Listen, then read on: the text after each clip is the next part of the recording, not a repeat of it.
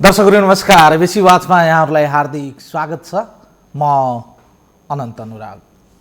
पछिल्लो समय गणतन्त्र र संहिताको विरुद्धमा चर्को नाराबाजी र एक किसिमको षड्यन्त्र हुँदै गरेको चौतर्फी रूपमा बहसको विषय बनेको देखिन्छ। सामाजिक सञ्जालमा पनि आफ्ना तर्क कुतर्क र वितर्कहरू प्रस्तुत गर्ने जमात पनि दिनानुदिन बढ्दै गएको देखिन्छ। निकै त्याग बलिदान र तपस्याका बीच हामीले अहिलेको मौजुदा उपलब्धिहरू हासिल गरेका छौँ। लामो समयको प्रयासपछि हामीले यो खुल्ला गणतन्त्र र संहिता हात पारेका हौँ। तर पछिल्लो समय जुन प्रकारले सङ्गठित रूपमा प्राप्त उपलब्धिहरूलाई नै ध्वस्त पार्ने किसिमले घेराबन्दी र एक किसिमको षड्यन्त्र भएको देखिन्छ। यो चिन्ताको विषय बनेको छ आम गणतन्त्रवादी र संहिताका पक्षधरहरूको लागि। हिजो सरकार निर्माण भएको 18 महिनापछि प्रधानमन्त्री केपी शर्मा ओलीज्यूले सर्वपक्षीय भेला बोलाउनु भयो र भेलामा गणतन्त्र र संहिताको विरुद्धमा चौतर्फी घेराबन्दी भएको भन्दै दलहरू चिन्ता व्यक्त गरे। यो चिन्ता व्यक्तले मात्रै होइन, जुन दलहरू हिजो एक ठाउँमा उभिएर एकमत भएर संहिता र गणतन्त्र ल्याउनका लागि त्याग तपस्या र बलिदानी दिए, तिनै दलहरू आज छिनभिन्न हुँदा एक अर्काप्रति आरोप प्रत्यारोप गरिरहँदा, एक अर्काप्रति कुण्ठा व्यक्त गरिरहँदा खेल्ने शक्तिहरूले त केवल एउटा छिद्र पाएपछि प्रवेश गर्ने नै भयो। किन अचानक गणतन्त्र विरोधी र संहिता विरोधीहरूको आवाज चर्को हुँदै गयो? हामी केलाउने प्रयास गर्नेछौँ। दुईजना व्यक्तित्वहरू स्टुडियोमा हुनुहुन्छ, दुईजना नेताहरू हुनुहुन्छ हामीसँग हुनुहुन्छ नेपाली कङ्ग्रेसका नेता, पूर्व सांसद पनि हुनुहुन्छ, सभासद पनि हुनुहुन्थ्यो जगदीश नरसिंह केसी, र हामीसँग हुनुहुन्छ चर्चित पत्रकार पनि भनौँ उहाँ, र अहिले वर्तमान नेकपाका नेता हुनुहुन्छ विष्णु रिजालजी। आज हामी यिनै विषयलाई केन्द्रित रहेर दुवैजनासँग बहस गर्नेछौँ। कार्यक्रममा दुवैजनालाई स्वागत गरौँ। तपाईँ दुवैजनालाई कार्यक्रममा स्वागत गरे। धन्यवाद। विष्णुजीबाट सुरु गरे। एउटा बाहिरको आँखाले हेर्दाखेरि पछिल्लो समय साँच्चीकै गणतन्त्र र संहिता विरोधी स्वरहरू चर्को हुँदै गएको हो। यो अनुभूति दलहरूका नेताहरूले जुन गरेका छन्, यो साँच्चीकै चाहिँ धरातले यथार्थमा टेकेर गरिएको अनुभूति हो वा केही सीमित दायराभित्र केही सीमित साधन र स्रोतको पहुँचमा रहेकाहरूले गरेको एउटा प्रोपोगान्डा हो? कुनै पनि राजनीतिक परिवर्तनपछि त्यसबाट पराजित भएका शक्तिहरूले आफूलाई पुनर्सङ्गठित र व्यवस्थित गर्ने कोसिस गर्छन्। त्यस क्रममा नेपालमा संविधान कार्यान्वयन भइसकेपछि पनि तत्कालीन शक्तिहरूको एउटा कोसिस जारी छ कि के हिसाबले नेपालमा गणतन्त्रलाई अस्थिर बनाउन सकिन्छ, संहिता, धर्मनिरपेक्षता जस्ता विषयहरूलाई उल्टाउन सकिन्छ भन्ने एउटा कोसिस हामी लगातार भइरहेको देख्छौँ। हालैका पछिल्ला दिनका अभिव्यक्तिहरू, पूर्व राजाको भेटघाट, उनको दौडधुप, उनलाई भेटेर आयौँ भन्ने मान्छेहरूका चर्को संविधान विरोधी र अस्वाभाविक अभिव्यक्तिहरू जस्ता कुराहरूले केही आशंकाहरू पैदा गरेको छ। यद्यपि यतिकै आधारमा गणतन्त्र कमजोर भइहाल्यो, संहिता, धर्मनिरपेक्षता जस्ता परिवर्तनका अन्तर्वस्तुहरू कमजोर भइहाल्यो भन्ने होइन। यद्यपि हामीले लोकतन्त्रलाई बलियो बनाउन, यसलाई अद्यावधिक गरिरहनका लागि निरन्तर खबरदारी, सजगता र त्यसअनुसारको व्यवहार आवश्यक पर्दछ। नेपालका मूलधारका राजनीतिक दलहरू जसले यो 62-63को जनआन्दोलनको नेतृत्व गरे, त्यसपछि 65 सालमा गणतन्त्र घोषणा गर्ने नेतृत्व गरे, 72को संविधान निर्माणको नेतृत्व गरे, उनीहरूको बिचको एउटा सघन सहकार्य, संवाद र विषयवस्तुहरूकोमा आफ्नो विचार आदान प्रदानले लोकतन्त्रलाई अझ बलियो, यो अभ्यासलाई अझ बढी व्यावहारिक र कुनै त्यस्ता शक्तिहरू छन् जसले यो परिवर्तनलाई उल्ट्याउँछौँ भन्ने सपना देखेका छन् भने तिनीहरूलाई खबरदारी गर्न मद्दत पुग्छ। यही सन्दर्भमा मात्रै अहिले बुझ्न पर्छ। ओके, तर जुन प्रकारको अहिले चाहिँ सघनता, सहमति र सहकार्यको आवश्यकता देखियो, त्यो नहुँदा मात्रै यी हिजोका परिवर्तन नचाहने शक्तिहरू एकै ठाउँमा चाहिँ विभिन्न बहानामा, विभिन्न चाहिँ एजेन्डामा, विभिन्न चाहिँ तरिकामा चाहिँ एकत्रित भएर स्वर बलियो भएको हुन् कि यिनीहरू चाहिँ सङ्गठित रूपमा, योजनाबद्ध रूपमा चाहिँ एकपछि अर्को चाहिँ यो प्रहार मात्रै हो? हामी लोकतान्त्रिक शक्तिहरू छिन्न भिन्न भएको होइन, हामी खेलको नियममा छौँ। हामीले संविधान अन्तर्गत निर्वाचनमा गएर निर्वाचनबाट आइसकेपछि हिजोको जस्तो सङ्क्रमणकालीन व्यवस्था थियो त्यस्तो मात्र अपेक्षा गरेर हुँदैन। जनताले सत्ता, प्रतिपक्ष सबैको स्थान निर्धारण गरिदिएका छन्। सत्ता पक्षले आफ्नो तर्फबाट भूमिका निर्वाह गरिरहेको छ, प्रतिपक्षले आफ्नो तर्फबाट भूमिका निर्वाह गरिरहेको छ। त्यसले गर्दा यो लोकतान्त्रिक शक्तिहरू चाहिँ छिन्न भिन्न भएको, एकदम असरल्ल परेको अवस्था पनि होइन। र यो परिवर्तन विरोधी शक्तिहरू उत्साहित हुने गरी त्यस्ता कुनै अरू गतिविधिहरू भएको पनि होइन।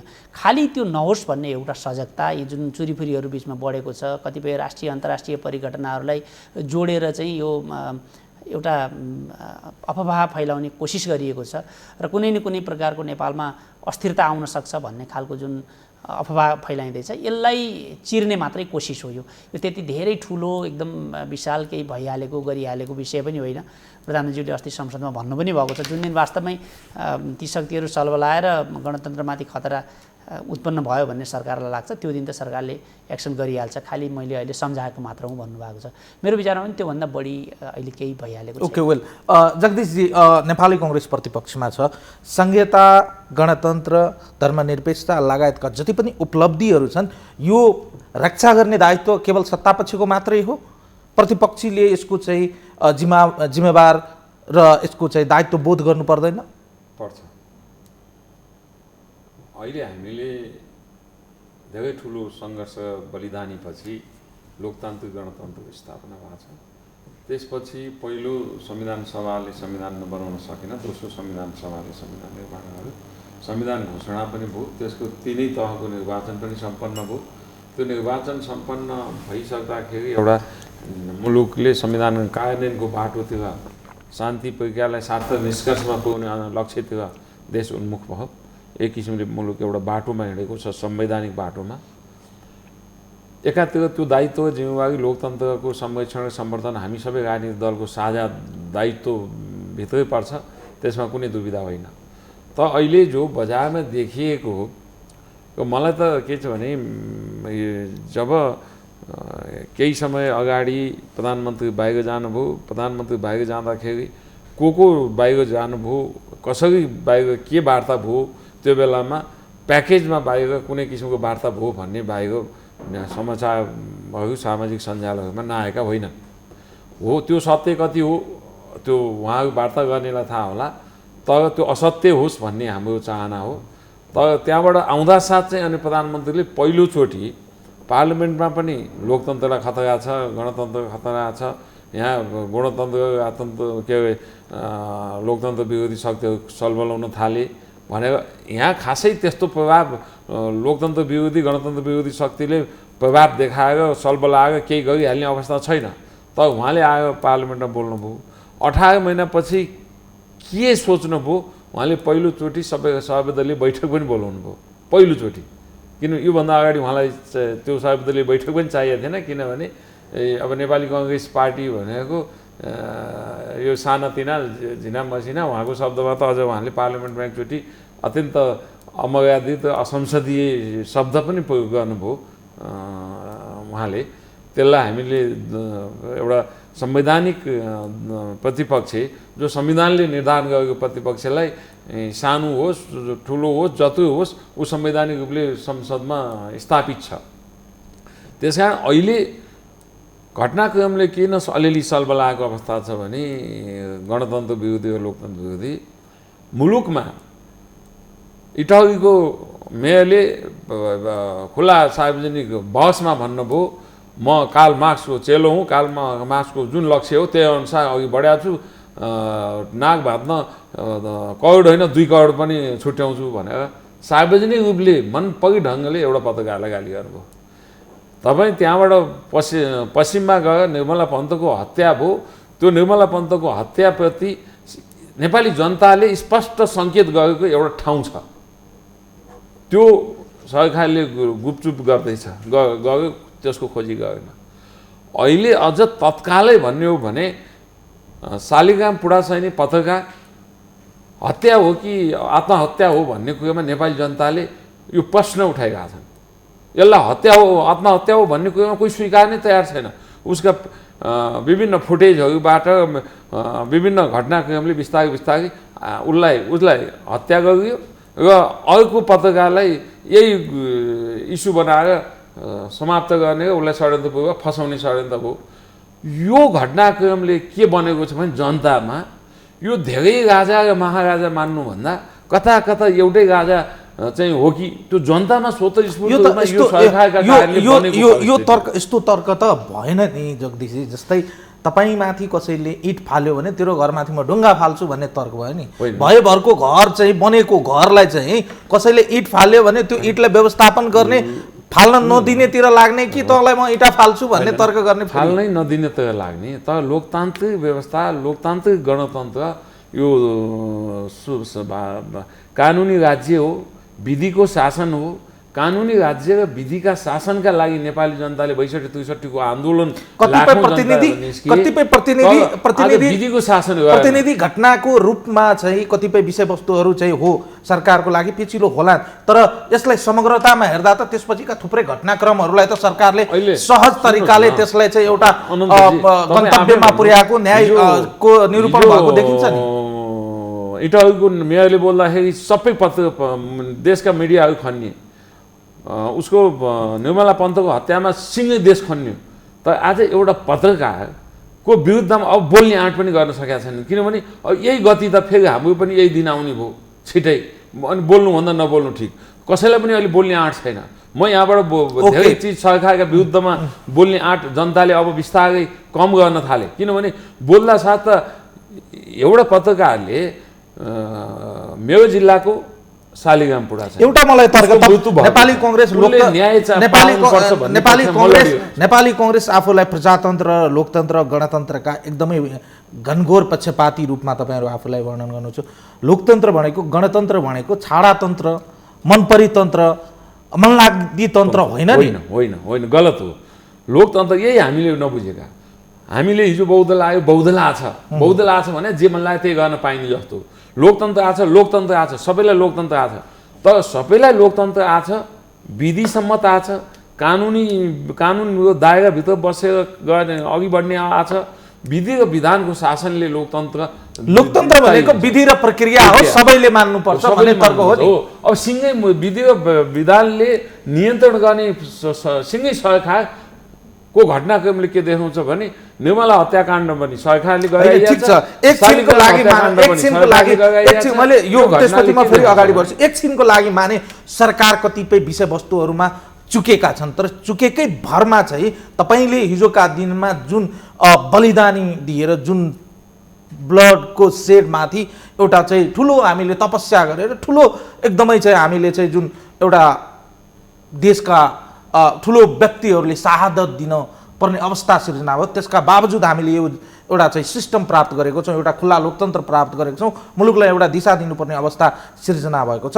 यो सरकारलाई दोषारोपण गर्दै गर्दा नेपाली कांग्रेस आफूलाई यो विषयवस्तुहरूभन्दा अछुतो राख्न सक्छ? होइन, सुन्नुहोस्, लोकतन्त्र गणतन्त्रको विरुद्धमा कसैले आवाज उठाउँछ भने हामी त्यसका विरुद्धमा छौँ। लोकतन्त्रलाई स्थायी संरक्षण सम्वर्धन गर्ने दायित्व कांग्रेसको नै हो। कांग्रेस जहिले पनि लोकतान्त्रिक गणतन्त्रको पक्षमा उभिन्छ, अब उभिएर अगाडि हिँड्छ। तर मुलुकमा लोकतन्त्र गणतन्त्र कतै धरापमा छ भने तपाईँ स्पष्ट राख्नुहोस् अहिलेको सरकार र यिनीहरूको बिचमा जुन किसिमको घटनाक्रमकोले अघि बढिरहेछ उनीहरूकै बिचबाट छ। लोकतन्त्रलाई खतरा हुन चाहिँ सरकारबाट। ओके विष्णुजी, एकदमै प्रश्न सरकारतिर सोधिन्छ। सरकार स्वाभाविक रूपमा सरकारले अहिले चाहिँ देशको नेतृत्व गरिरहेको देखिन्छ। प्रधानमन्त्री जो पार्टीको पनि अध्यक्ष हुनुहुन्छ, यता पनि देखिन्छ कतिपय घटनाक्रमहरू चाहिँ साँच्चीकै चाहिँ पेचिलो भएर आएका छन्। प्रतिनिधि घटना पात्रहरू छन्। देशमा चाहिँ क्राइमलाई शून्यमा झार्न सकिन्न, न्यूनीकरण गर्न सकिन्छ। कतिपय घटनाहरू चाहिँ त्यही रूपमा बाहिर आएका छन्। सरकारले त्यसलाई चाहिँ नजरअन्दाज भन्दा पनि गर्न खोजेका छन्। तर विषयवस्तुहरू पेचिला हुँदा कतिपय विषयवस्तुहरू चाहिँ समय लाग्दा रहेछन्। तर यति भइरहँदा पनि छिट्टै एउटा चाहिँ व्यवस्था परिवर्तनपछि एउटा एकमना सरकार छ। एकमना सरकार भइरहँदा नेताहरूले वा नेतृत्वले जुन प्रकारले बोलीहरू चाहिँ आम जनतामा प्रवाहित गर्न खोज्छन् सोही अनुसारको व्यवहार चाहिँ प्रदर्शन गर्न सकेका छैनन्। त्यही भएर जनतामा एक किसिमको वितृष्णा, एक किसिमको क्षुब्धता, एक किसिमको आम लिडरसिप प्रतिको अविश्वासको खाडल बढ्दै जानु नै हामीले प्राप्त गरेको उपलब्धि माथिको एउटा चाहिँ ठुलो प्रहार हो। अहिलेको अवस्था त्यस्तो छ। लोकतन्त्रमा विरोध आलोचना भएन भने यसको गतिशीलता नै आउँदैन, यो डेमोक्रेसी भाइब्रेन्ट हुँदैन। सरकारको कतिपय विषयहरूमा प्रतिपक्षबाट आलोचना होस् भन्ने चाहन्छौँ हामी पनि, किनभने लोकतन्त्रको एउटा अभ्यास नै यही हो। जब म कुनै खेलमा जान्छु भने, म राम्रो एउटा खेलाडी छु भने मेरो काउन्टर पार्ट पनि खेलाडी भएन भने अर्को खेलाडी नभएसम्म खेल नै बन्दैन। जहाँसम्म सरकारमाथि लगाएका केही आरोपहरू छन्, उदाहरणको रूपमा अहिले जगदीशले यहाँ भन्नु पनि भयो, मलाई कुरा सुन्दाखेरि आरोपहरू नै केही छैनन् जस्तो लाग्छ। जस्तो तपाईँ यो शालिराम पुडासेनीको कुरा गर्नु, एकातिर शालिराम पुडासेनीको हत्या हो कि आत्महत्या भन्नुहुन्छ, अर्कोतिर त्यही केसमा भइरहेको अनुसन्धानमा अर्को मान्छेलाई पक्राउ गरेको कुरालाई पनि उहाँहरू विरोध गर्नुहुन्छ। पुलिसले भर्खर त अनुसन्धान सुरु गर्दैछ, इटहरीकै पत्रकारको कुरा गर्नुहुन्छ भने त्यत्रो आलोचना भयो, सार्वजनिक रूपमा माफी मागेको छ, त्यसले देशमा चाहिँ लोकतन्त्र खतरामा पर्ने होइन। यो खुला समाजको जुन एउटा हाम्रो अभ्यास छ, कतिपय कुरा यही अभ्यासले नै करेक्सन गर्दै लिएको छ। र जहाँसम्म यो सरकारको कारणले लोकतन्त्रमाथि, प्रजातन्त्रमाथि खतरा पर्छ, गणतन्त्रमाथि आउँछ भन्ने कुरा छ, यसमा हामी हिजोको ह्याङबाट धेरै मुक्त भइसकेका छौँ। कम्युनिस्टहरूमाथि लाग्ने जुन परम्परागत अधिनायकवाद, सर्वसत्तावादको आरोप हो, त्यसबाट हामी धेरै मुक्त भइसकेका छौँ। हामीले आफूलाई धेरै अद्यावधि गरिसकेका छौँ। तर हाम्रा विपक्षी साथीहरू चाहिँ अहिलेसम्म त्यसबाट मुक्त हुन सक्नुभएको छैन। भनिन्छ नि यो भाषाले व्याकरण बनाउने कि व्याकरणले भाषा बनाउने भन्छ नि, पहिला भाषा बन्छ, त्यो भाषालाई व्यवस्थित गर्न व्याकरण भन्छ। हाम्रो डेमोक्रेटिक क्रेडेन्सियल हेर्नुभयो भने आज के संसारले हामीमाथि प्रश्न उठाउने ठाउँ छ र? हामी कुनै सत्ता कब्जा गरेर यहाँ वर्षौँ वर्ष 50औँ वर्षको लागि शासन गर्न आएको र हाम्रो 2 वर्ष त अलमोस्ट सकि नै लागेको छ। यसबिचमा फेरि पनि उपचुनाव हुँदैछ, त्यसमा पनि जनमत परीक्षण होला। यो ढोका त खुल्लै छ नि। यस बापत हामी सत्तामा भए बापत लोकतन्त्रलाई खतरा, गणतन्त्रलाई खतरा, त्यो भन्न खोजेको होइन। एउटा मैले ब्रोडर सैद्धान्तिक विषयमा भन्न खोजेको हो। कुनै पनि देशमा हुने राजनीतिक परिवर्तनहरू पछि तत्कालीन रूपमा पराजित शक्तिहरूले रिटालिएट गर्ने कोसिस गर्छन्। डेमोक्रेसीका साना साना छिद्रहरूलाई खोजेर पनि उनीहरू त्यसलाई चाहिँ तिलको पहाड बनाउने कोसिस गर्छन्। आज जुन ढङ्गले चाहिँ मान्छेहरूका कतिपय सरसुविधाका कुरा, पदाधिकारीहरूका, प्रदेशका, गाउँका कुरालाई लिएर आज यो मानव यो गणतन्त्र नै चाहिने थिएन, संहिता नै चाहिने थिएन भन्ने जस्तो गरी जुन रूपमा प्रस्तुत भएको छ, यथार्थ यस्तो होइन। हामीले कतिपय कुराहरू आफूलाई अद्यावधि गर्नुपर्ने, करेक्सन गर्नुपर्ने र सही ठाउँमा ल्याउनुपर्ने अवस्था अहिले पनि छ, त्यो भोलि पनि रहन्छ। हामीले एकदमै उच्चतम ढङ्गले अपेक्षा गरिएको कुनै पनि व्यवस्थामा पनि त्यो कुरा हुन्छ। त्यसले एउटा तर्क चाहिँ अघि चाहिँ जगदीशजीले पनि उठाउनु भयो, कतै हाम्रा राजनैतिक दलका नेतृत्वहरू पर्दा पछाडि एक किसिमको चाहिँ गणतन्त्रकै विरुद्धमा, संहिताकै विरुद्धमा सहमति पो गर्दैछन् वा कुनै किसिमको चलखेल पो गर्दैछन् भने एक किसिमको समाजका एक तबकालाई आशंका लागेको देखिन्छ। अहिले त खुला समाजमा छौँ, हामीले चाहिँ हाम्रा विचारहरू, मान्छेका मतहरू चाहिँ हामी सामाजिक सञ्जालहरूबाट यसमा हामी सबै राजनीतिक दलहरू सचेत हुनुपर्छ। नेपाली काङ्ग्रेसभित्रै पनि यो संविधानलाई उल्ट्याउने, धर्मनिरपेक्षतालाई उल्ट्याएर हिन्दू धर्म बनाउने एउटा मत त आइरहेको छ। नेताहरूले त्यो अभियानै चलाइरहनु भएको छ। अरू कतिपय दलहरूभित्र पनि कतिपय कुरा नबुझेका कुराहरूलाई उल्ट्याउने कोसिस पनि भइरहेको होला। यसले गर्दा मैले अघि नै यहाँलाई निवेदन गरेँ नि सुरुमै, हामी 62-63 जनआन्दोलनको सञ्चालक, हामी 65 मा गणतन्त्र ल्याएर आउने, 72 मा संविधान जारी गरेर ल्याउने जुन राजनीतिक दलहरूले एउटा सम्झौता गरेका छौँ, जुन प्रस्तावनामा अडिएर हामीले संविधान जारी गरेका छौँ, त्यसको रक्षाका लागि मूलधारका राजनीतिक दलहरू एक हुनुपर्छ। त्यो दलको राजनीतिक नेतृत्व एक ठाउँमा उभिनुपर्छ। हाम्रा मतमतान्तरहरू, हाम्रा विचार विभिन्नताहरू त यो फ्रेमवर्कभित्र रहने हो। यसमा हामीले आरोप पनि लाउँछौँ, प्रत्यारोप पनि गर्छौँ। हामीसँग थुप्रै हाम्रा वैधानिक फोरमहरू छन्, संसद छ, अरू संवैधानिक तहहरू छन्। हिजो मात्रै 18 महिनापछि प्रधानमन्त्रीले किन गर्नु, ठिकै हो, त्यसमा प्रतिपक्षको साथीहरूले गरेको कुरालाई हामीले अन्यथा मान्न पनि हुन्न। प्रधानमन्त्रीले हिजो सुरु त्यसको ओपनिङमा आफै पनि भन्नुभएको छ यो बैठक अलि पहिला हुनु पर्थ्यो, अलिकति ढिलो भयो, तर त्यसको केही पोजिटिभ आउटकम पनि त आउँदैछ। आज मात्रै टिआरसी बन्दैछ भन्ने सुन्दैछु मैले। सायद हामी यो कुरा गर्दा गर्दै सत्यनिरूपण तथा मेलमिलाप आएको बारेमा केही निर्णयमा पुग्छ होला। यस्ता कुराहरू जहाँ संविधानले नै हामीलाई एक ठाउँमा बस्नुपर्ने बाध्यता बनाइदिएको छ। संवैधानिक नियुक्तिहरूका कुरा छन्, संवैधानिक आयोगहरूको निर्माणका कुरा छन्, केही शान्ति प्रक्रियासँग जोडिएका कानुन निर्माण ऐनहरू बनाउने कुराहरू छन्। यी कुरामा त हामी कोही पनि भाग्न सक्दैन। एउटा कुरा चाहिँ अझै प्रश्न पार्नुहोस् विष्णुजी, जस्तै संहिता, गणतन्त्र, धर्मनिरपेक्षता, परिवर्तन लगायतका खुल्ला लोकतन्त्रको बारेमा फन्डामेन्टल कुरामा त दलहरू बिचमा कुनै फरक मत त देखिन्न।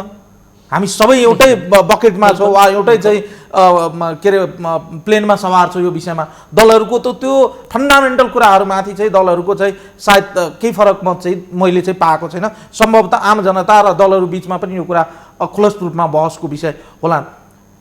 वैचारिक रूपमा र काम गर्ने सिलसिलामा वा कार्यक्रम वा आफ्ना चाहिँ प्लानहरू एक्जिक्युसन गर्न चाहिँ अगाडि बढ्दै जाँदा चाहिँ दलहरूको मत भिन्नता चाहिँ त्यहाँनिर देखियो। यो दुईटा बिचमा चाहिँ एकरूपता र सहजता चाहिँ हामीले निर्माण गर्न सक्दैनौँ। ७७को निर्वाचनपछि नै एउटा आतंक सिर्जना गर्न खोजिएको छ। नेपालमा कम्युनिस्टहरूले जिते, अब लोकतन्त्र खतरामा पर्यो, अब यहाँ चाहिँ कम्युनिस्ट अधिनायकवाद आउँछ भन्ने एउटा आतंक सिर्जना गर्न खोजिएको छ। राष्ट्रिय रूपमा, अन्तर्राष्ट्रिय रूपमा, सरकारी तवरबाट कतिपय गैर सरकारी तवरबाट विभिन्न आइडियोलोजिकल बायसनेसका कारण चाहिँ यो एउटा कोसिस सुरुवातदेखि नै भएको छ। त्यो हामी सबैले देखेका छौँ। त्यसका केही बाचिटाहरू हाम्रा अन्तर्राष्ट्रिय दात्री निकायहरू, हाम्रा परम्परागत डेभलपमेन्ट पार्टनरहरूमा पनि पर्छ कि भन्ने हामीलाई बेला बेलामा शङ्का हुन्छ। र हामी के चाहन्छौँ भन्दाखेरि यी हामी जो अभ्यस्त भएर आएका छौँ, हामीले 46 को जनआन्दोलनसँगै गऱ्यौँ, 62-63 को जनआन्दोलनसँगै गऱ्यौँ, अब पनि नेपालका कम्युनिस्टहरूको डेमोक्रेटिक क्रिडेन्सियलमाथि प्रश्न उठाउनु भनेको वैचारिक भिन्नता स्वीकार गर्न नसक्नु मात्रै हो। अब नेपालका कम्युनिस्टहरूको लोकतन्त्रप्रतिको निष्ठामाथि 14 वर्ष जेल बसेको मान्छे केपी ओली प्रधानमन्त्री हुनुहुन्छ। हिजो भन्नु पनि भयो, शेरबहादुर देउवालाई इङ्गित गर्दै हामी कुनै बेला सँगै जेलमा पनि बसेका थियौँ, सँगसँगै लोकतन्त्रका लागि लडेको छ। लोकतन्त्रका आधारभूत कुराहरूमा जब सरकार यसरी कुनै पनि कुरामा कम्प्रोमाइज गर्न तयार छैन भने व्यवहारगत रूपमा आउने केही विसङ्गतिहरू, त्यो कङ्ग्रेस हुँदा पनि आउँछ, त्यो नेकपा हुँदा पनि आउँछ, कुनै व्यक्तिका अभिव्यक्तिहरू, कुनै ठाउँका घटना विशेषलाई लिएर लोकतन्त्रको भविष्यमाथि, यो ब्रोडर फ्रेमवर्कमाथि प्रश्न उठाउन मिल्दैन। ओके जगदीशजी, तपाईँले अघि अर्को प्रसङ्ग उठाउनु भयो। प्रधानमन्त्रीजीको बोली र व्यवहारमा चाहिँ एकरूपता भएन, तदाम्यता भएन। व्यवहार र बोलीमा तदाम्यता भएन भन्दैमा चाहिँ फन्डामेन्टल कुराभन्दा बाहिर त भाग्न सक्नुहुन्न तपाईँहरू। त्यो त हामी भाग्ने कुरो पनि यो त तपाईँहरूको राजनीतिक रूपमा, सैद्धान्तिक रूपमा बहस गर्ने विषय त छन्। खुल्ला फ्लोरमा तपाईँहरू कुरा गर्न सक्नुहुन्छ, त्यसको लागि बाटो त बन्द गरेका छैन नि त। हिजो मात्रै अब सत्य निरूपण आयोग, संवैधानिक आयोगहरू गठनका विषयको कुरा उठ्यो। सर्वदलीय बैठक 18 महिनापछि प्रधानमन्त्रीले बोलाउनु भयो। त्योभन्दा अगाडि संवैधानिक निकायका धेरै निकायको प्रमुखहरू, सदस्यहरू नियुक्ति भए। त प्रतिपक्षी दलको नेता संवैधानिक निकायको कुनै पनि नियुक्तिमा उपस्थित हुनैपर्छ, बोलाउनै पर्छ। त प्रधानमन्त्रीले आज आयो कहाँबाट सम्झिनु भयो हिजो सत्य निरूपण आयोग गठन गर्ने कुरोमा? नत्र भने उहाँले एकलौटी ढङ्गले प्रतिपक्षी दललाई त्यो समितिमा नबोलाइकन नियुक्ति गर्दै जानु भएको त जगजाहेर छ। यो कसैले लुकाएर अब अहिले विष्णुजीले भनेर पनि होइन, बोलाएको थियो भनेर पनि भएन। उहाँले यी निम्सका प्रतिपक्षहरू हुन्, बोलाउनु चाहिँ बोलाएको थियो है, बोलाउनु चाहिँ बोलाएको थियो। प्रतिपक्षले अझ आवाज उठायो, कुनै पनि संवैधानिक निकायको नियुक्ति गर्दा प्रतिपक्ष अनिवार्य त्यहाँ उपस्थित हुनुपर्छ भन्ने कुरोमा संवैधानिक व्यवस्था हो। तर प्रतिपक्षलाई बोलाइया छैन। जुन बेलामा बोलाइया थियो, एकचोटि प्रधान न्यायाधीशको नाम सिफारिस गर्ने बेलामा, त्यो बेलामा नाम सिफारिस त्यो समितिबाट भयो, तर संसदीय समितिले त्यो सिफारिसलाई रिजेक्ट गरिदियो। स्वयं अझ भन्ने हो भने त्यो पोइन्टमा जाँदा प्रधानमन्त्री आफ्नो अध्यक्षतामा गठन भएको समितिले चाहिँ नाम सिफारिस गर्ने, अनि अर्को समितिले, संसदीय समितिले चाहिँ त्यसलाई नक्कली प्रमाणपत्र थियो भन्नुको पछाडि त के हो भने उहाँले सिफारिस गरेका नक्कली प्रमाणपत्रवालालाई सिफारिस गर्नु भएको छ नि त प्रधानमन्त्रीजीले। त्यो प्रश्न त्यो बेला पनि नउठ्या होइन नि। अनि त्यहाँ संसदीय समितिमा गएपछि त्यसलाई रिजेक्ट गर्न लाउने उहाँको के हो भने लक्ष्य सबभन्दा पहिले न्यायालयलाई हान्ने हो, न्यायालयलाई एट्याक गर्ने हो। त्यो एट्याक गर्ने मध्ये उहाँको सोचाइ र उहाँको भनाइअनुसारको मान्छे नआएसम्म न्यायालयमा संसदीय समितिमा जाने उहाँहरूको बहुमत थियो, बहुमतका आधारमा पेल्दै जाने पहिलोचोटि हो नि। पहिलोचोटि संसदीय समितिमा उहाँहरू अब हामीले भन्दा, हाम्रै भाषामा भन्दा कम्युनिस्टहरूको बहुमत भएपछि एउटा प्रक्रियामा आएको प्रधान न्यायाधीश हुने मान्छेलाई त्यहाँ गएर फालियो हो। यस्तै ढङ्गले न्यायालयले पहिले पनि भएको छ। अब दोस्रो एट्याक चाहिँ कहाँ हुँदैछ भयो मिडियालाई, किनभने देशको सबभन्दा ठुलो कम्युनिस्टहरूको एट्याक गर्ने ठाउँ न्यायालय हो। त्यसलाई एक किसिमले गए। अब यो अहिलेको यो घटनाक्रमले मिडियाहरूलाई अब थ्रेट भएको छ, बोल्ने होइन, धेरै लेख्ने होइन हाम्रो विरुद्धमा। हामीले जे गर्छौँ यो कुरोलाई बढी सामाजिक रूपले अगाडि बढायो भने तिम्रो गति पनि यस्तै हुन्छ, यस्तै गति हुन्छ भनेर थ्रेट गरेको छ। त्यस कारण यस्ता चिज लोकतन्त्र अहिलेको संवैधानिक प्रक्रियालाई मिचेर त्यति सहिलोसँग उहाँहरू 2/3 भयो पनि खोइ त 2/3 बहुमतले त उहाँलाई काम गर्न कसले छेक्यो, कसैले रोकेको छ? काम त गरे हुन्छ नि त, खोइ त गर्नु भएको छैन चाहिँ के त। 18 महिनाको बिचमा प्रधानमन्त्री केपी शर्मा ओलीले जनतालाई जहिले पनि हावामा उडाउने बाहेक जहाज ल्याउने कति सय वर्षपछि ल्याउने हो, रेलमार्ग ल्याउने कहिले हो, हरेक घर घरमा ग्यास चुलोमा ग्यास पुर्याउने कति सय वर्षपछि हो, उहाँले त 2 वर्षभित्र पुर्याउँछु त। तर सवाल यस्तो छ नि त, हिजोका दिनमा लामो समयसम्म नेपाली कांग्रेसले पनि राज्य सञ्चालन गरेकै हुन्। ओभरनाइट केही पनि हुँदैन भन्ने कुराको हेका नेपाली कांग्रेसलाई राम्रोसँग थाहा छ। ओभरनाइट चाहिँ तपाईँ युटर्न चाहिँ गर्न सक्नुहुन्न पोलिटिक्सलाई वा डेभलपमेन्टलाई। प्रक्रिया चाहिँ अगाडि बढेको छ कि छैन, एक स्टेप चाहिँ फरवर्ड हामी गएको छौँ कि छैन, त्यो विषयलाई चाहिँ त्यो सकारात्मक विषयवस्तुहरूलाई पनि हामी एक्सेप्ट गर्नको लागि तयार छैनौँ नि। ठिक छ, गल्ती गरे सरकारले, धेरै नराम्रा कामहरू गरे, तर सबै कुराहरू सरकारले दोष दिइरहँदा सरकारले राम्रा काम गरेका छन् भन्ने कुरा चाहिँ पनि भनिदिने भएको भए सायद प्रतिपक्षीको एउटा दायित्व त्यो पनि हो। प्रतिपक्षले 18 महिना भयो यहाँ भन्न त अहिले बिहिनजीले भन्नु होला प्रतिपक्षले हाम्रो जुन भूमिका निर्वाह गर्नु पर्थ्यो संसदमा गरेन।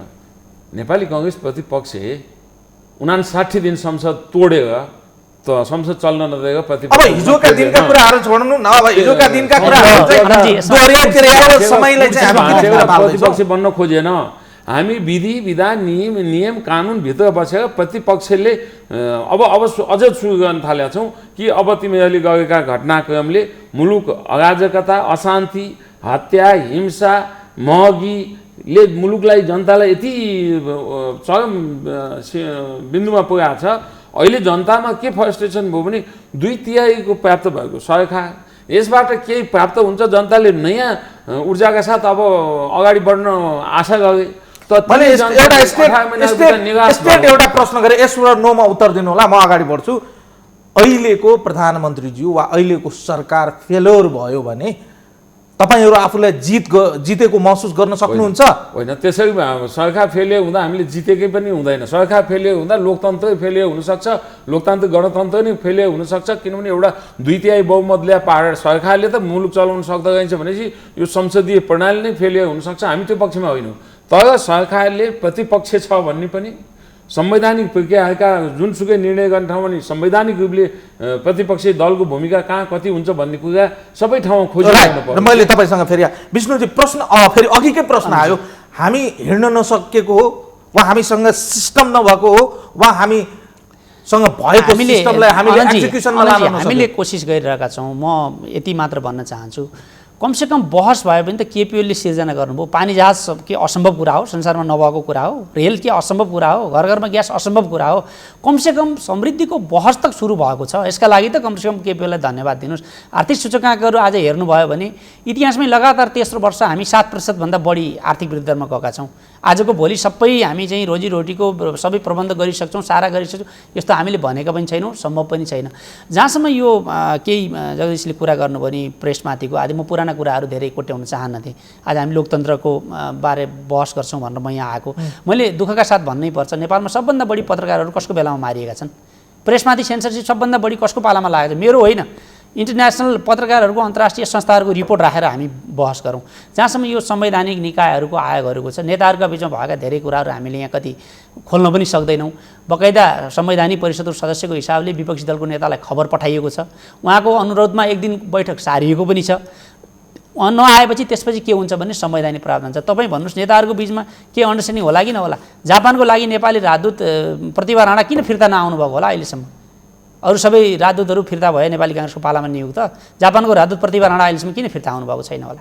यी तपसिलका विषयहरूमा म जान चाहन्न। म यति मात्र भन्न चाहन्छु, हामीले आजको भोलि सबै कुरा गर्न सक्दैनौँ। केही संरचनागत परिवर्तनका कुराहरू, परिवर्तन दुई किसिमले हामीले अनुभूति गर्न सक्छौँ। एउटा नियम कानुनमा हुने परिवर्तन, बढी समय सरकारको त्यसमा लागेको छ। कानुनहरू संविधान अनुकूल कम्प्याटेबल बनाउनु पर्ने अवस्था छ, कतिपय नयाँ फ्रेमवर्कहरू बनाउनु पर्ने छ। र त्यसपछि दोस्रो कुरा कार्यान्वयनको कुरा। बजेटको अहिले पनि हाम्रो के अप्ठ्यारो अवस्था छ।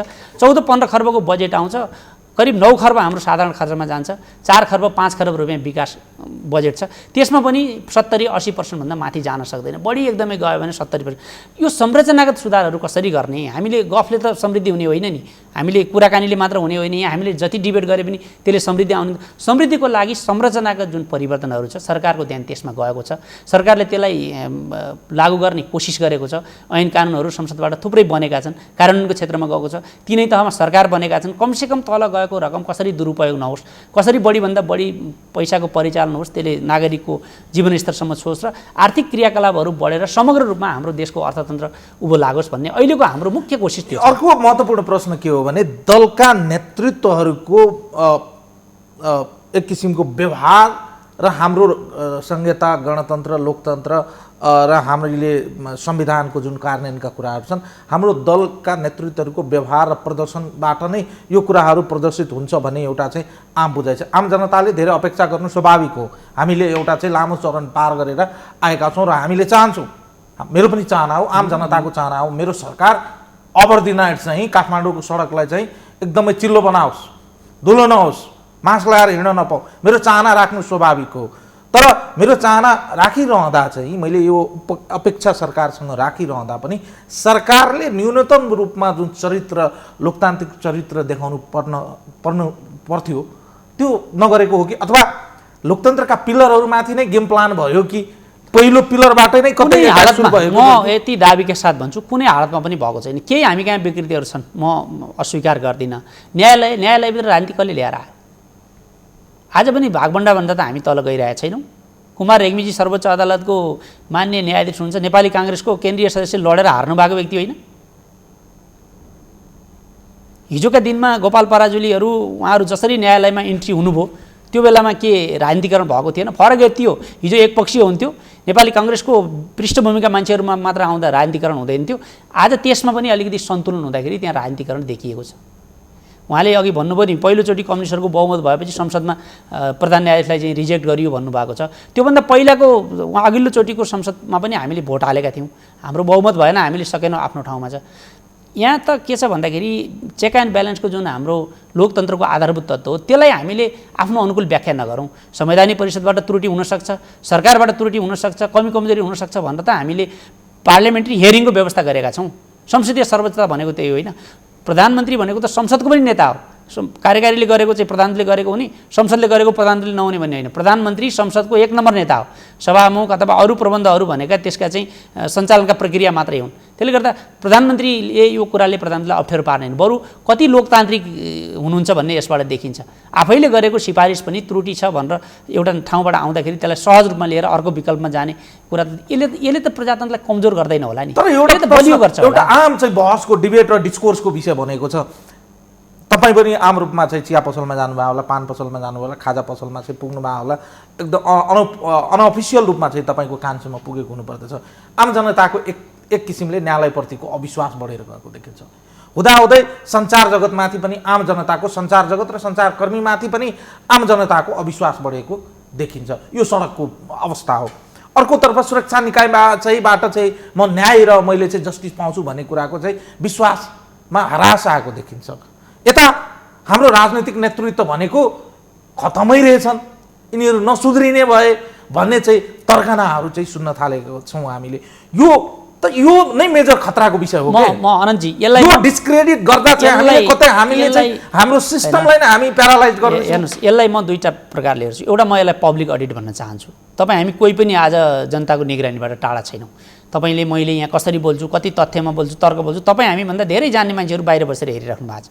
जो हामी जहाँ छौँ नि, हामी सबै पब्लिकको निगरानीमा छौँ, हामी जनताको निगरानीमा छौँ। एक, दोस्रो चाहिँ जनताका जुन बढ्दा अपेक्षाहरू छन् नि, आजको अन्तर्राष्ट्रिय परिस्थिति, आजको 21औं शताब्दीको विज्ञान प्रविधिदेखि सबैको विकासले जनताको चेतनामा आएको परिवर्तन छ नि, त्यसले आज हाम्रो राज्य सत्ता र राज्यका निकायहरूमाथि कहिलेभन्दा बढी दबाब सिर्जना गरेको छ। जस्तो आज भन्नुहोस्, कुनै एउटा गाउँ, मेरो घर दैलेख हो, दैलेखको मेरो गाउँमा बस्ने कुनै एकजना व्यक्ति, मैले अथवा न्युयोर्क टाइम्सको पत्रकारले राष्ट्रपति डोनाल्ड ट्रम्पले के भने भन्ने कुरा उनको ट्विटबाट थाहा पाउने हो। आज हिजो के हुन्थ्यो, तपाईँ काठमाडौँबाट गाउँमा जानुभयो, के छ काठमाडौँतिरको खबर, राजनीति के हुन्छ भनेर चाहिँ मान्छेले सोध्थ्यो।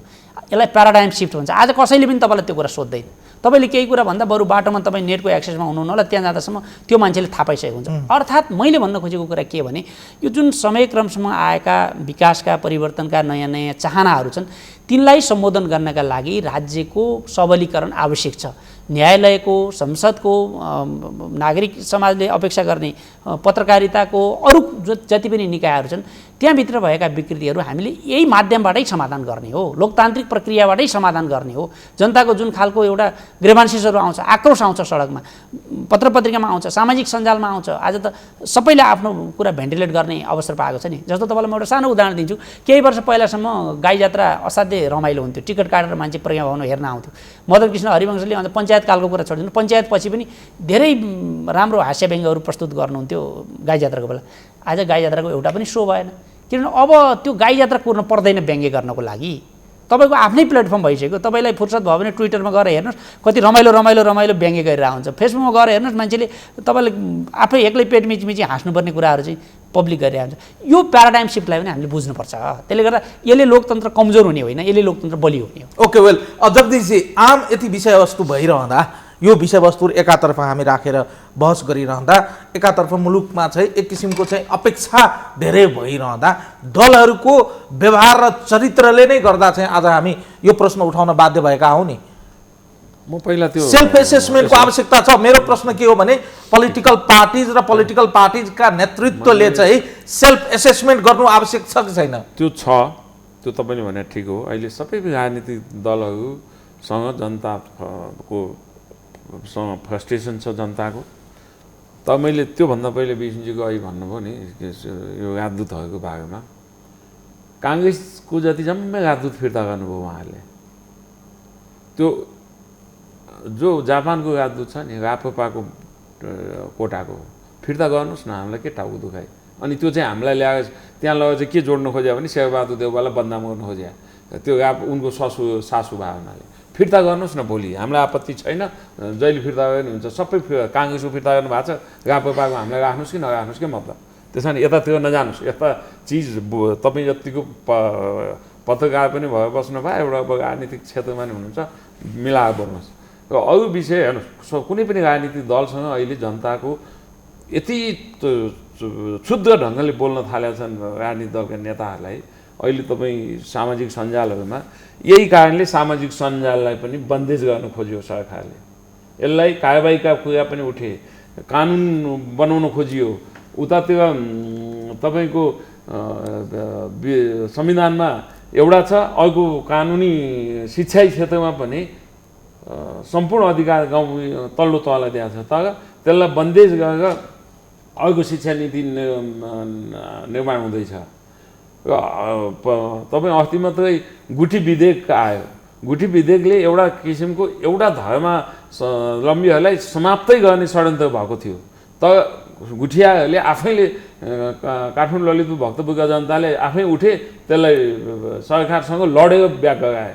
उनीहरूले त सक्नै खोज्या हुन्।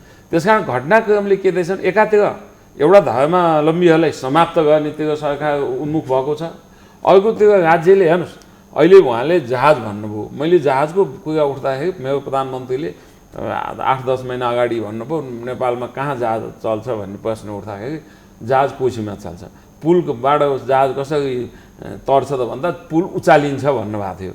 अनि मलाई त्यो बेला पब्लिकले हाँस्थे, पब्लिक पुल उचाल्ने, एउटा त्यो कोसी पुल बनाउनु पऱ्यो भने नेपालले सक्दैन, कसलाई गुहार्नुपर्छ हामीले। अनि त्यो उचाल्ने चाहिँ के, त्यो क्रेनले उचालेको पुल उचालिँदैन होला। अनि त्यहाँ कहाँबाट चल्छ जहाज।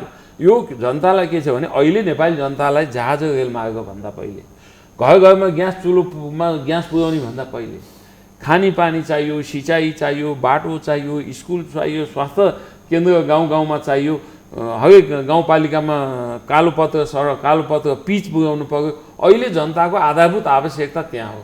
सस्तो सुलभ सरल ढङ्गको अब भौतिक उपभोग्य वस्तुहरूको आवश्यक छ, त्यो सरकारले ध्यान दिने हो। अहिले तपाईँको 200 वर्षपछि रेलमार्ग नेपालमा आउला, त्यो आउन नसक्ने भन्ने चाहिँ भनेको छैन, आउला। त अहिले तत्काल रेलमार्गै खोजिरहेको छैन। अहिले तत्कालै कोसीमा जहाज ल्याएर 2 दिन चलाएर केही हुनेवाला छैन। नेपाली जनताले केही उपलब्धि हुँदैन।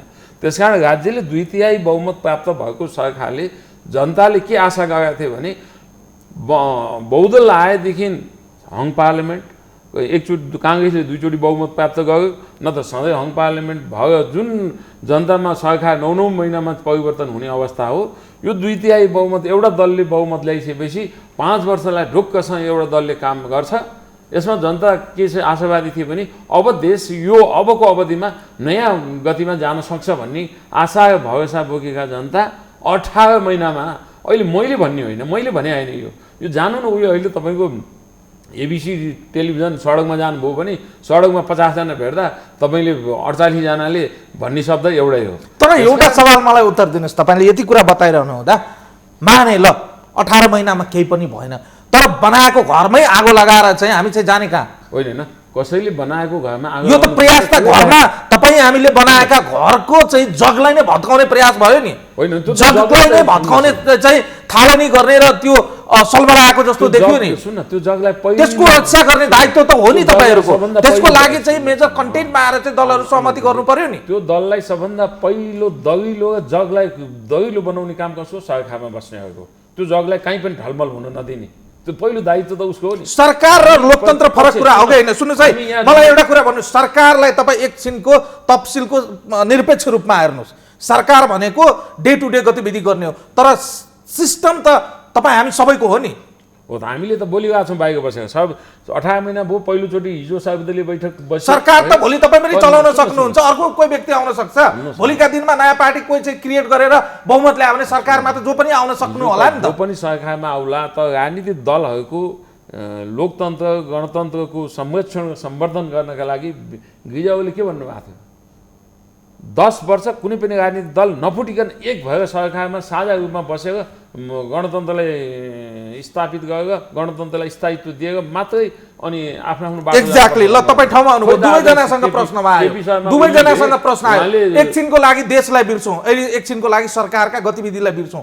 दलभित्र तपाईँहरूको एकता छैन, दलभित्र तपाईँहरू एकजुट हुन सक्नुहुन्न, दलभित्रका एक लोकतन्त्र बलियो छैन, दलभित्र तपाईँहरू एकमत्यता गर्न सक्नुहुन्न भने अब चाहिँ हामी चाहिँ लोकतन्त्र खतरामा आउन थालिसकेपछि अब चाहिँ हामी बहस गर्न थाल्छौँ अर्को पक्षको बारेमा। सरकारमा बस्नेहरूले दलभित्रको एकता कायम गर्नको लागि त्यो तपाईँहरूको पनि दायित्व हो। तपाईँको पार्टीभित्र पनि त्यही छ। तपाईँको पार्टीभित्र चाहिँ तपाईँहरूले चाहिँ तपाईँहरूको मिटिङ गरेको यत्रो लामो समय भइसक्यो, तपाईँहरूले अहिलेसम्म पनि सहमति गर्न सक्नु भएको छ। तपाईँका नेताहरूको चाहिँ ताल बेताल छन्। होइन, हाम्रो पार्टीको पनि लामो समय बैठक भयो, सहमति भयो। सहमतिबाट हामीले स्थानीय निकाय बनाउने एउटा निर्देशिका ल्यायौँ। हाम्रो आफ्नो आन्तरिकमा आन्तरिक छलफल। त्यो आन्तरिक होइन, तपाईँको लोकतन्त्रको पार्टीको। हेर्नुहोस् है, अब तपाईँहरूले यो कुरा भन्न बन्द गर्नु पर्यो। मेरो आग्रह छ तपाईँ दुवैजना, पार्टीको विषयवस्तुहरू आन्तरिक हुँदैन। तपाईँको पार्टीको आन्तरिक विषयवस्तु राष्ट्रको विषयवस्तुहरूसँग जोडिएका छन्। तपाईँको नेतृत्वको क्षमतासँग जोडिएको विषयवस्तुहरू। तपाईँले तपाईँको नेतृत्वलाई जति चाहिँ एम्युनाइज चाहिँ गर्नुहुन्छ त्यति चाहिँ तपाईँको नेतृत्व चाहिँ प्रष्ट भएर चाहिँ एकदम इनर्जीका साथ अगाडि आउनुहुन्छ। जति तपाईँको आन्तरिक पार्टीभित्र खिचातानी हुन्छ त्यही अनुसारमा तपाईँको चाहिँ लुर्क परेर तपाईँको नेतृत्व बस्ने हो। यही प्रश्न चाहिँ मेरो तपाईँसँग सहमत छु, किनभने लोकतन्त्रका आधारभूत स्तम्भहरू भनेका राजनीतिक दलहरू हुन्। हामीले लोकतन्त्रलाई कसरी अगाडि बढाउँछौँ भन्ने कुरा, हामी कति लोकतान्त्रिक हुन्छौँ, आन्तरिक लोकतन्त्रलाई कति मजबुत बनाउँछौँ, पार्टीहरूलाई सिद्धान्त र विचारधारा आधारित कति बनाउँछौँ भन्ने कुराले असर गर्छ। नभए 2, 3, 4, 5 पार्टी नै चाहिने थिएन। हाम्रो सैद्धान्तिक मतभेदहरू छन्, आइडियोलोजिकल डिफ्रेन्सेसहरू छन् र त्यस आधारमा हाम्रा सरकारका कामहरू एक्जिक्युट हुन्छन्। नेपाली कङ्ग्रेसले सरकार बनायो एक खालको नीति हुन्छ, नेकपाले बनायो अर्को हुन्छ, अर्को कसैले बनायो भने अर्कोलाई। एउटा कुरा के छ भने अनन्तजी, हामीले अलिकति सकारात्मक भएर हेरिदिनुपर्ने कुरा के छ भने हामी राजनीतिक दलहरू बिस्तारै व्यवस्थित हुँदै पनि आएका छौँ। उदाहरणका लागि अघिल्लो चोटिको संसदमा तपाईँ 31-32 वटा चाहिँ होर्डिङ बोर्ड देख्नुहुन्थ्यो संसदमा। आज हामी राजनीतिक दलहरू हौँ, त्यसलाई चाहिँ भएन, यो त लोकतन्त्रको हुर्मत लिने काम हो। यो चाहिँ यति धेरै दलहरू जुन एक सिट पनि मुस्किलले ल्याएको छ त्यसको यो भएन, यसलाई कसरी हामी व्यवस्थित गर्न सक्छौँ भनेपछि हामी प्रमुख दलहरू मिलेर होइन यसको एउटा जहाँ पनि स्ट्यान्डर्ड हुन्छ भनेर राजनीतिक पार्टी हिजो पनि सर्वदलीय बैठकमा हेर्नुभयो भने पहिला भन्नुभयो भने सर्वदलीय बैठक चाहिँ सभा हलमा उहाँ टुँडीखेलमा राख्नुपर्ने स्थिति हुन्थ्यो। हिजो कमसेकम एउटा कोठामा अटाउने त सर्वदलीय बैठक भयो। त्यसले गर्दा यो लोकतन्त्रलाई बलियो बनाउने राजनीतिक दलहरूको जुन अभ्यास छ त्यो हामीले बिस्तारै आफै व्यवस्थित पनि गर्दै आएका छौँ। जहाँसम्म दलहरूको आन्तरिक लोकतन्त्रको कुरा छ, हामी यही समाजका उत्पादन हौँ। हाम्रो सबैभन्दा राम्रो पक्ष नेपालका राजनीतिक दलहरूको के छ भने लोकतन्त्रको लागि लड्ने कुरा, जनतालाई अधिकार सम्पन्न बनाउने कुरामा चाहिँ हामी च्याम्पियन नै छौँ।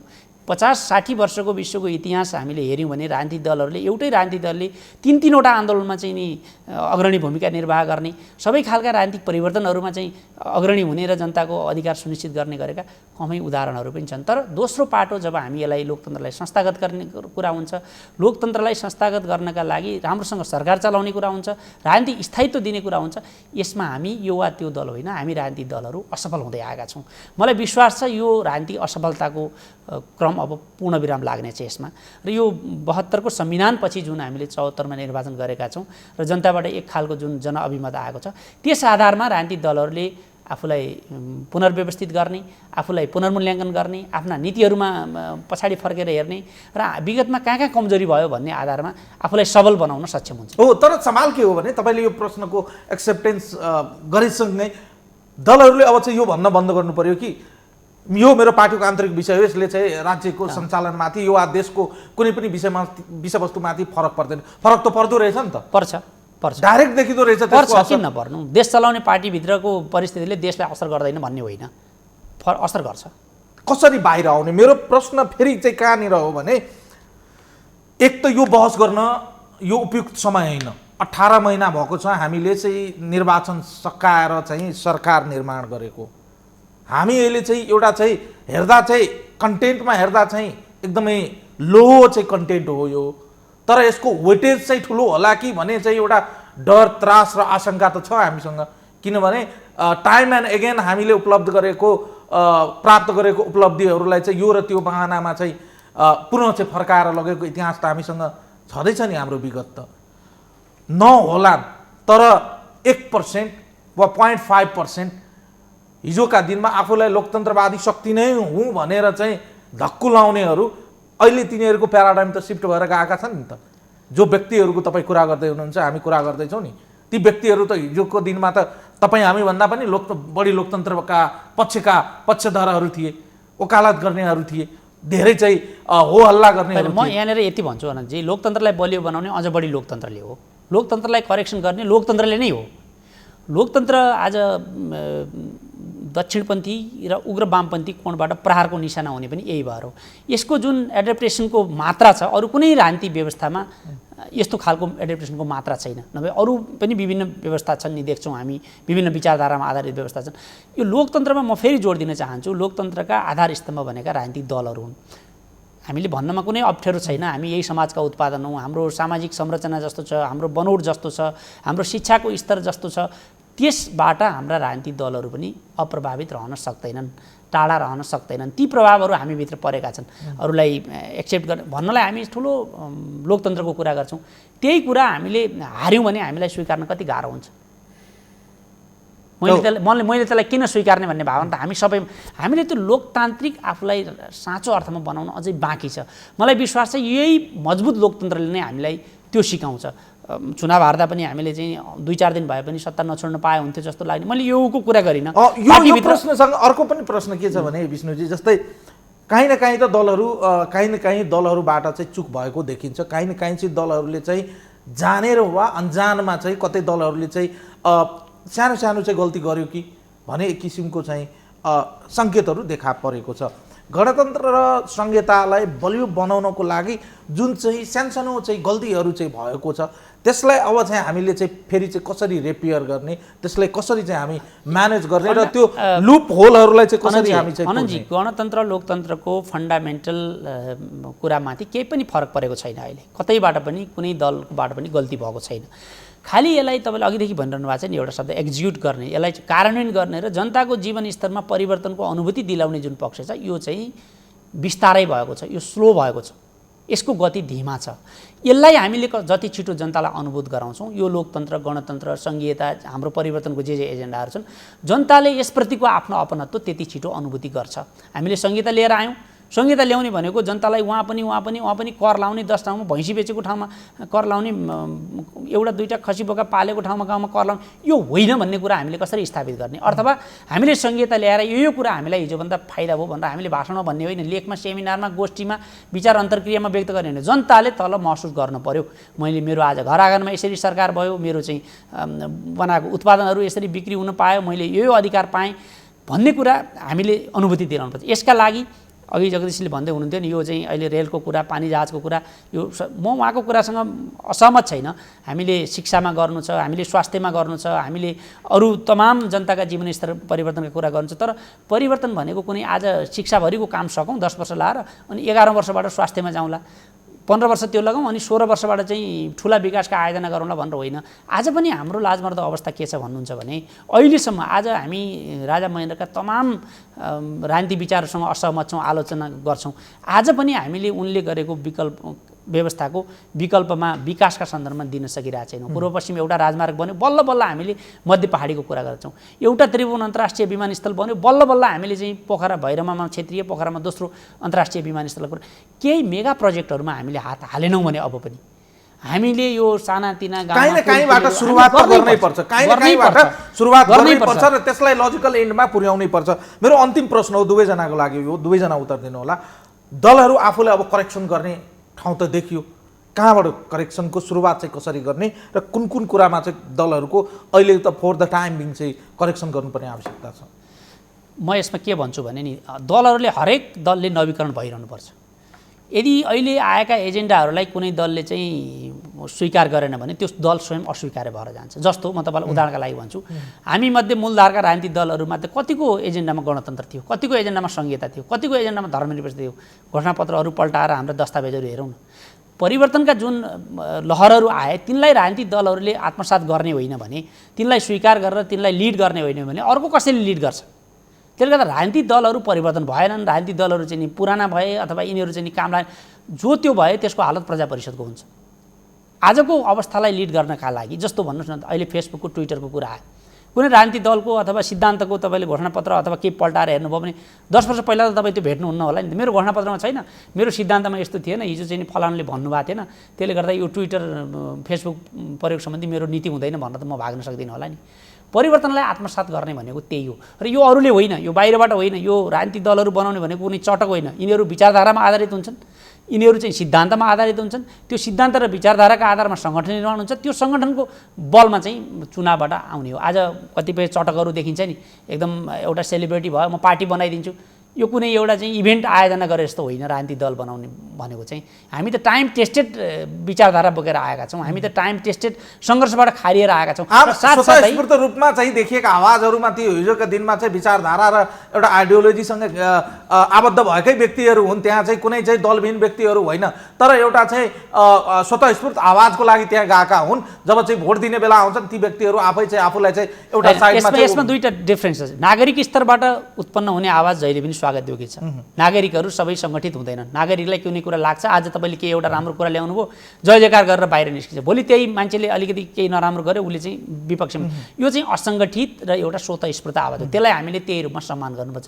जहाँसम्म यो राजनीतिक दलहरू भन्ने हाम्रो चिज आइरहेको छ नि, यसमा चाहिँ राजनीतिक दलको विकल्प राजनीतिक दल मात्रै हो। यो कुनै सेलिब्रिटीले गर्ने, अर्को कुनै आयोजना गर्ने यो अनुष्ठान जस्तो होइन। यो चाहिँ एउटा विचारधारामा आधारित हुन्छ, चाहे तपाईँ लेफ्ट भन्नुहोस्, नन लेफ्ट भन्नुहोस्, नन लेफ्टभित्र पनि अरू खालका विचारहरू राखेको दलहरू भन्नुहोस्। त्यसले गर्दा योभन्दा बाहिर चाहिँ नि यसको कुनै उत्तर छैन। ओके, वेल जगदीशजी उत्तर दिनुहोस्।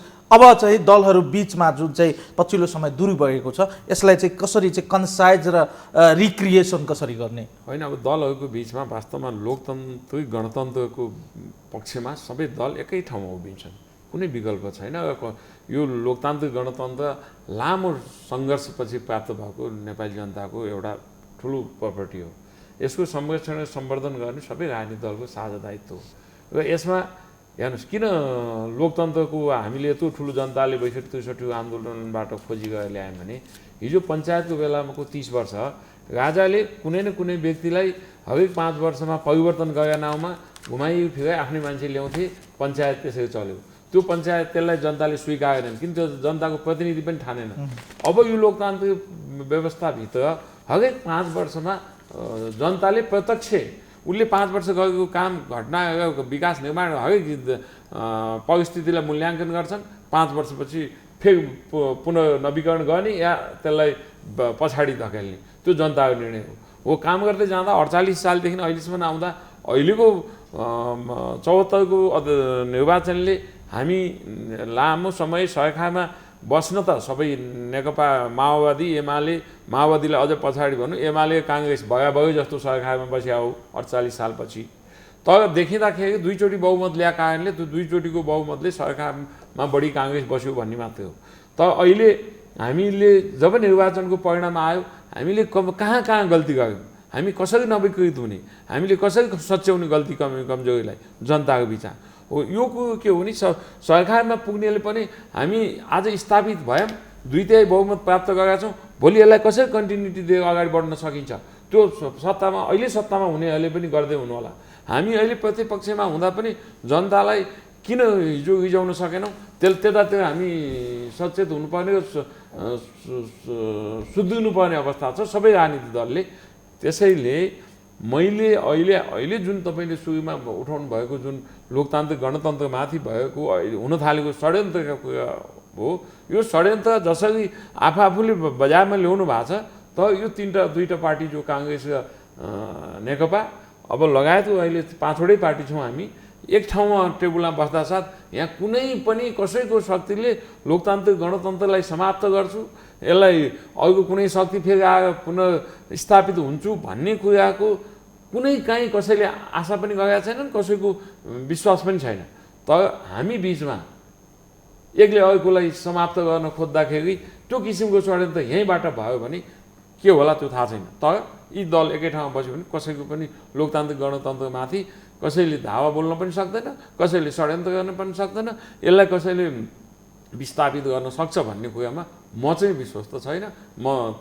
हामी यो अझ मलाई भन्नुहुन्छ भने मेरो पार्टीको सभापति प्रधानमन्त्री हुँदा यो संविधान आएको छ।